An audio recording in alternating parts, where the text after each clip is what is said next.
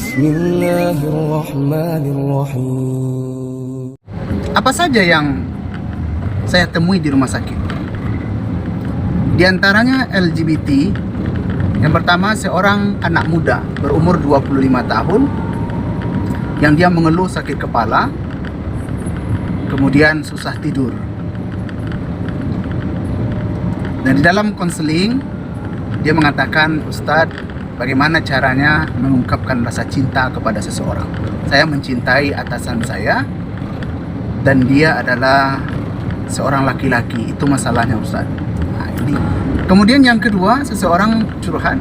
Jadi dia seorang gadis, sudah berumur hampir menopause, dan dia tidak tertarik dengan lawan jenisnya. Nah, ternyata dia mencintai orang-orang yang sejenis dengannya. Apa penyebabnya sehingga hal itu ada bagi orang-orang yang saya ceritakan tadi? Assalamualaikum warahmatullahi wabarakatuh. Alhamdulillahirabbil alamin. Allahumma shalli ala Muhammad wa ala ali Muhammad.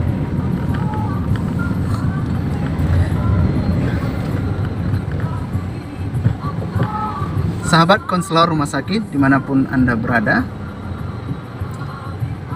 saya ingin berbagi tentang kasus LGBT yang pernah saya temui di rumah sakit. Karena viralnya podcast dari Deddy Corbuzier, ada orang-orang yang bangga dengan mencintai sesama jenis.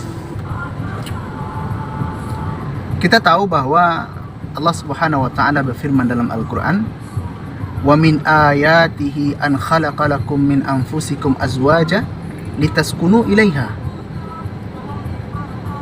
Di salah satu tanda kebesaran Allah, bukti bahwa Allah Subhanahu wa taala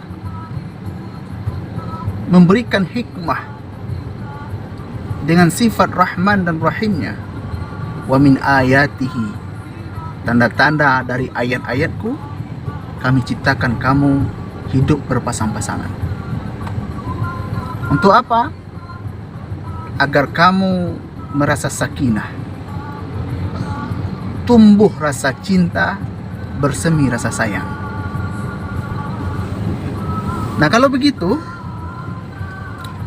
maka tidak ada istilahnya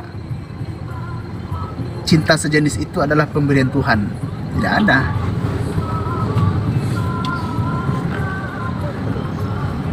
Jadi ada orang mengatakan untuk mencari pembenaran bahwa cinta sejenis itu adalah anugerah Tuhan, adalah satu takdir yang Allah berikan kepadanya.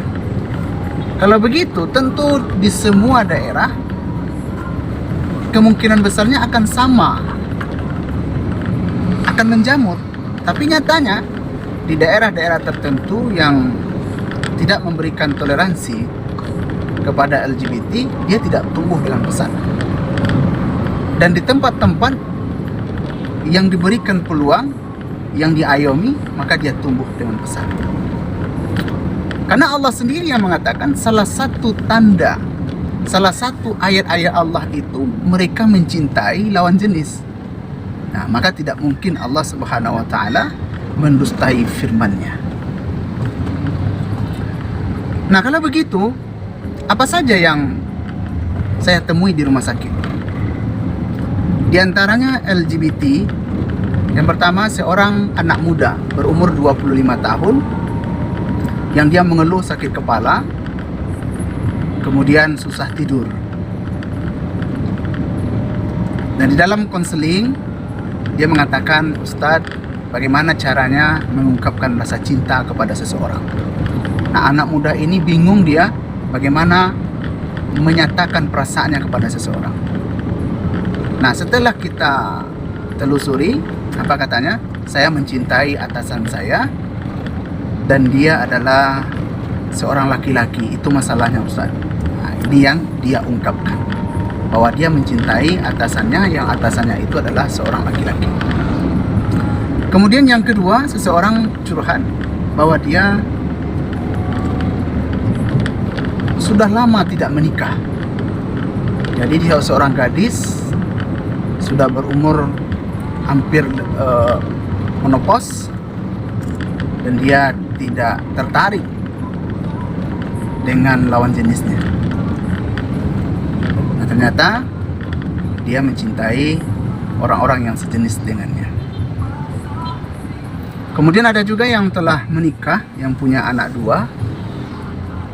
Pernikahannya itu sebagai syarat bahwa dia itu diakui oleh lingkungan, akan tetapi dia mencari sasaran wanita-wanita yang mau berkencan dengannya. Kemudian apa penyebabnya sehingga hal itu ada bagi orang-orang yang saya ceritakan tadi? Yang pertama, adanya pola asuh yang salah dari orang tuanya. Dia ini seorang laki-laki yang orang tuanya berharap dia itu adalah wanita yang lahir. Di dalam kandungan dia diperlakukan oleh orang tuanya seolah-olah dia itu adalah bayi wanita. Maka orang tuanya membelikan baju wanita, permainan-permainan wanita sebelum kelahirannya. Tentu saja interaksinya seorang ibu dengan janinnya, interaksi bahwa dia itu adalah seorang wanita. Allah Subhanahu wa taala berfirman, "Min sulalatin min ruhi wa ja'ala lakumus sam'a wal absara wal af'ida qalilan ma tashkurun." Ketika Allah Subhanahu wa taala telah meniupkan ruh, maka saat itu sudah ada potensi untuk merasakan. Sudah ada potensi untuk ingin mengetahui bagaimana lingkungannya. Nah, ini juga bisa kita ambil ya, stimulus dan respon. Stimulus yang diberikan oleh lingkungan, oleh eksternal, kemudian bagaimana individu memberikan respon terhadap stimulus itu. Nah, stimulus-stimulus, rangsangan-rangsangan yang diberikan oleh orang tuanya, kemudian perlakuan-perlakuan yang diberikan oleh orang tuanya, maka akan merespon tubuh seorang anak tersebut, psikologisnya, sehingga dia membangun suatu konsep dan menjadi sikap dan perilaku kepada diri seorang. Saudara-saudaranya semuanya wanita, dia bermain, tidur dan semacamnya dengan wanita, sehingga dia meniru sikap-sikap wanita, dan akhirnya dia merasa bahwa wanita itu adalah temannya, yang berbeda jenis darinya adalah laki-laki. Ya, nah itulah sehingga dia tertarik kepada laki-laki karena kebiasaan dirinya hidup dengan wanita, dan dia merasa dirinya adalah bagian dari wanita tersebut. Nah, Rasulullah SAW mengajarkan kepada kita bahwa kata Rasulullah, "Muru auladakum bis-shalah." Suruh anakmu, berikan pendidikan kepada anakmu untuk salat ketika dia berumur 7 tahun. Kalau dia sudah berumur 10 tahun, tidak mau dia salat, fadribuhu, maka pukullah dia. Kemudian pisahkan tempat tidurnya. Ya, orang tua harus hati-hati, karena dalam konsep behavioristik, stimulus-stimulus yang sering diberikan akan direspon oleh anak sehingga menumbuhkan sikap dan perilaku. Kemudian juga adanya keluarga yang berantakan, broken home. Di antara kasus tadi, orang tuanya itu memberikan pola asuh yang keras di dalam rumah tangga. Jadi piring tabang, sendok melayang,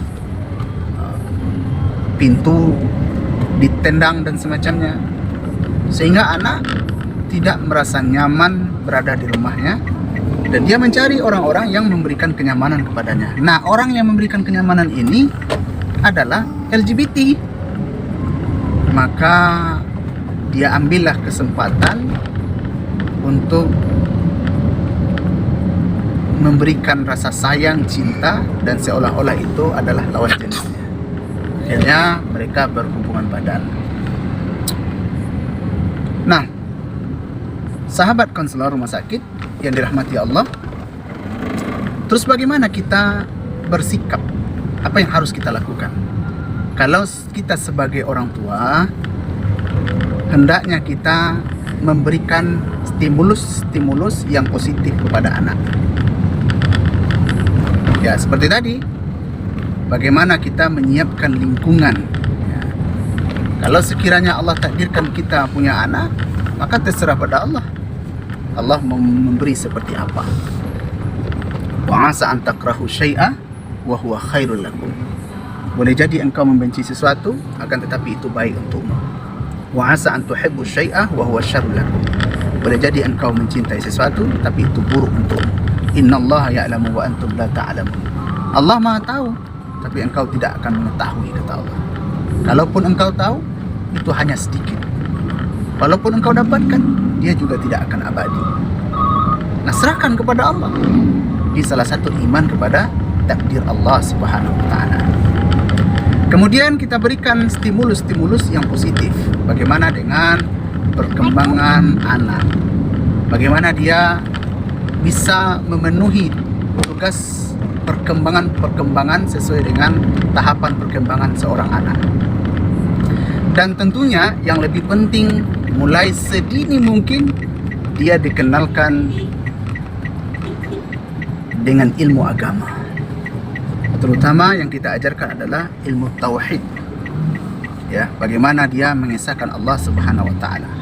Bagaimana dia berakhlak dalam lingkungan sosialnya atau dalam lingkungan keluarganya.